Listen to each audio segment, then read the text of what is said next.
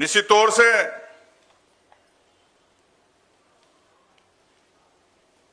कई बातें हैं जिस प्रकार से इसका उल्लंघन किया जा रहा है। भूमि अधिग्रहण की धारा 2013 के हिसाब से 41 धारा के हिसाब से आदिवासियों के लिए अलग से सर्वे होता है, लेकिन उस कानून की उस धारा का उल्लंघन किया गया। सामाजिक सर्वे हुआ, सर्वेक्षण हुआ, सबको एक ही नियम में ले लिया, लेकिन आदिवासियों के लिए 241 धारा के अंदर होना है, उनका प्रकाशन होना है। आज वेबसाइट पे देखेंगे कहीं प्रकाशन नहीं है, तो इसका मतलब गड़बड़ है। क्यों नहीं आप बताना चाहते हो किसको कितने पैसे मिल रहे, कौन वयस्क है, कौन नाबालिग है, किसकी खेती है, कितना अश्रमिक है, अकुशल मजदूर है। इसके अलावा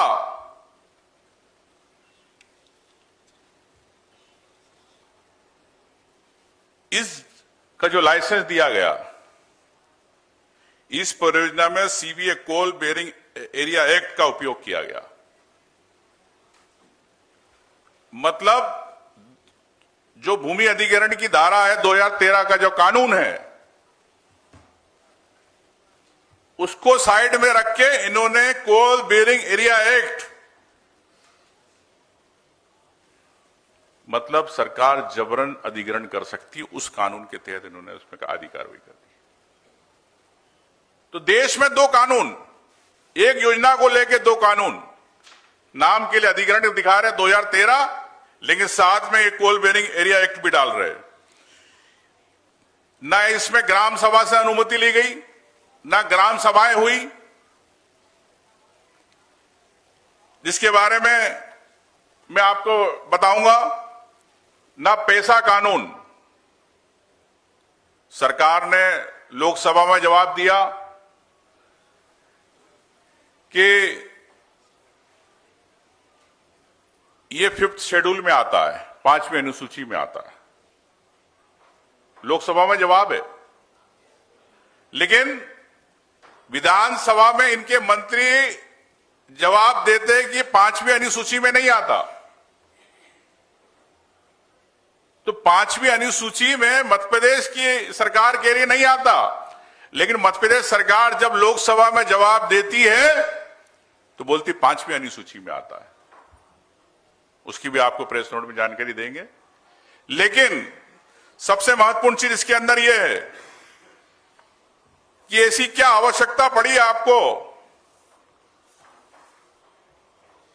कि 1977 के अंदर जब ये बना था, नोटिफिकेशन इस जिले का हुआ था, उसके अंदर ये 5वीं अनुसूची में था। आदिवासी बाहुल्य क्षेत्र है सिंगरौली। तो 2023 के अंदर 77 के बाद 23 में जब अडानी को खदान देना है तो आपने 5वीं अनुसूची हटा दी, उस हिस्से को आपने अलग कर दिया, उस चंद गांव के टुकड़ों को आपने पंचायतों को अलग कर दिया। तो इस सोची समझी साजिश नहीं है तो क्या है? क्योंकि उनको पता था कि सरकार को अगर 5वीं अनुसूची में आएगा तो हम नहीं दे पाएंगे। तो किस प्रकार से केंद्र सरकार ने, मध्य प्रदेश सरकार ने नियमों को बदला अडानी के लिए, ये मैंने आपको एक संक्षिप्त में बताया। निश्चित तौर से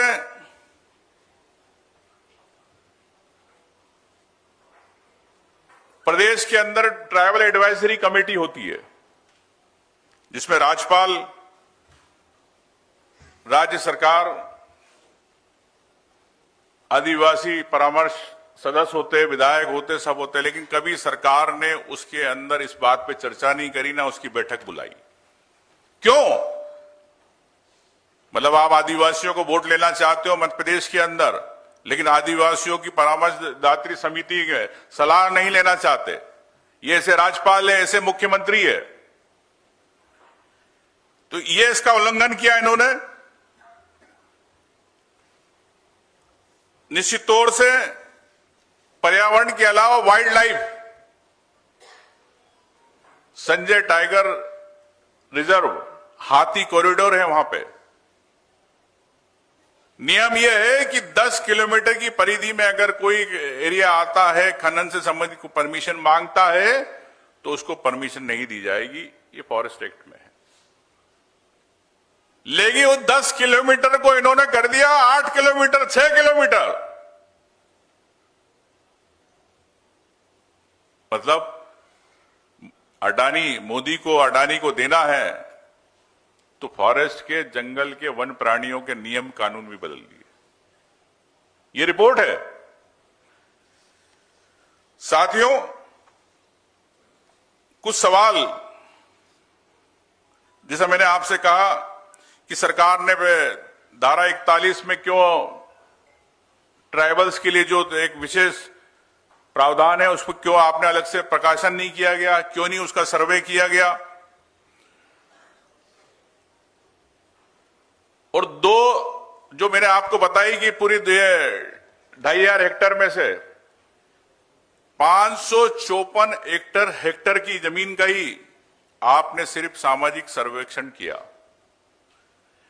2700 में से 660 राजस्व की, 1390 फॉरेस्ट की। वहां राजस्व पे कौन रह रहा है, किसके खेत है, किसके जंगल है, जिसके पेड़ है, उसका कोई सर्वे नहीं हुआ। पोर्टल पे आप देखना चाहेंगे तो आपको सिर्फ 554 हेक्टेयर की जानकारी मिलेगी, 2700 हेक्टेयर की जानकारी नहीं मिलेगी। तो इसका मतलब क्यों सरकार छुपाना चाहती है 660 हेक्टेयर राजस्व की और 1390 हेक्टेयर फॉरेस्ट की जमीन में? कि क्या वहां पे आदिवासी नहीं रहते? क्या वहां अन्य समाज के लोग नहीं रहते? क्या उनके घर नहीं है? क्या उनके वहां पे पेड़ नहीं है? क्यों आपने उसको छुपाई जानकारी? मतलब आप मुआवजा कम देना चाहते। तो ये किस प्रकार से मुआवजे को लेके एक और चीज जो सामने आई, फैक्ट फाइंडिंग कमेटी हम सब सदस्यों ने देखी, जिसकी जमीन उसको मुआवजा नहीं मिल रहा। कई ऐसे हमने फोटोग्राफ्स लिए, वीडियो लिए, जो आपके साथ शेयर भी कर देंगे, कि किसी आदिवासी के नाम से किसी बाहरी व्यक्ति ने किराए की चिट्ठी बनवा ली और उस आदिवासी के नाम से 50 लाख, 1 करोड़ रुपए अपने खाते में डलवा लिए। माननीय हाईकोर्ट ने भी इसमें संज्ञान लिया।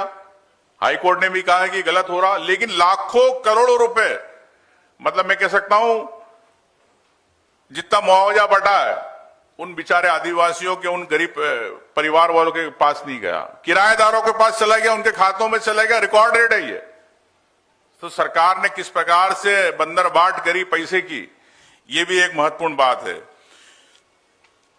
मैं यही कहना चाहते हैं कि किस प्रकार सिंगरौली के अंदर रेलवे लाइन को लेके भी भूमाफिया ने किस प्रकार से किया, कैसे जमीन अधिग्रहण को, एक ही बहुत बड़ा मामला है, ये भी इससे जुड़ा हुआ है क्षेत्र का। तो ये हम कह सकते हैं कि सरकार ने नियमों की धज्जियां उड़ाई, चाहे वाइल्ड लाइफ एक्ट, चाहे भूमि अधिग्रहण कानून 2013, और एक अडानी कंपनियों किस प्रकार से उपकृत करने के लिए सरकार के मंत्री और मुख्यमंत्री शरणम गच्छामी हो गई, ये कह सकता हूं। तो यही पूरी बातें थी जो फैक्ट के साथ कहना थी।